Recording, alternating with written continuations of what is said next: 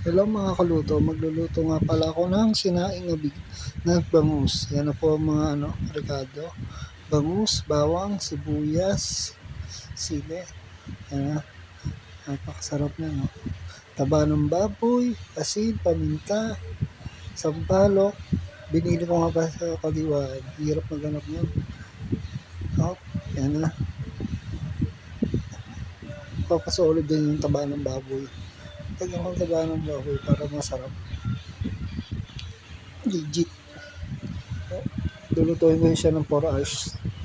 Grabe. Ayan, kumuha pa ako ng saging para hindi dumikit yung bangus. Ayan, napakasarap yung sasalansan ko ng bangus. Tamang salansan lang. Ayan, lagay ko ng taba sa ilalim. Masarap may mga taba eh. Para yung mantika na napakasolid. Pampasarap sa sabaw. Yung pinakamantika. Ayan, bangus. Sasalansan ko. Sakto lang yung bangus. Yung laki ng bangus para sa akin. Para kain patitinik. Grabe.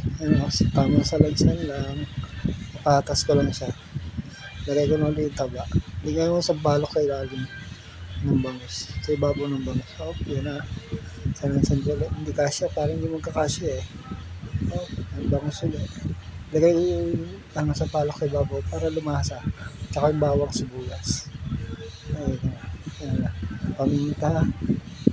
Lagay na rin paminta. Natirang sa balok. Lagay na yung kalat lang. Ganyan. Dagdag asin. Lagyan ko asin ulit. Saktuhan na. Tansyahan lang yung asin. Dakot-dakot lang. Mga 2 dakot na asin lang.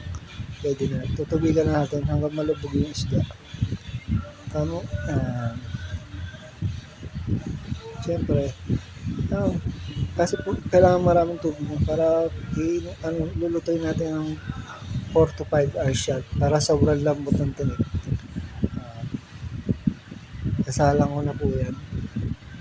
Sa kanan. Lalaksan ko muna yung apoy para mabilis kumulo. Pag kumulo na, ihinahan natin yung apoy niyan. Tayin natin kumulo. Takpan na natin. Tayin natin kumulo.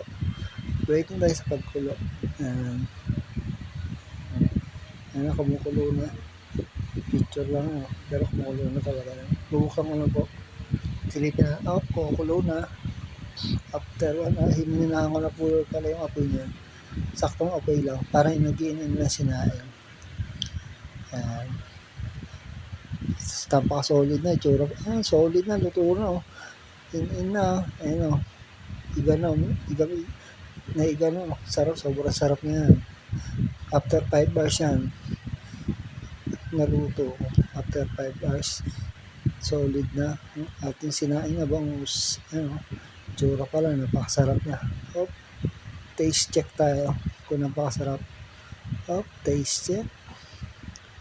Nakain na. Ulam ko. Sinain na bangus. Solid. Dami mong pagkain sa lamesa, may puto pa. Hindi mo na nakuha yung yung leche plan. Napahimagas pa ang leche plan dyan.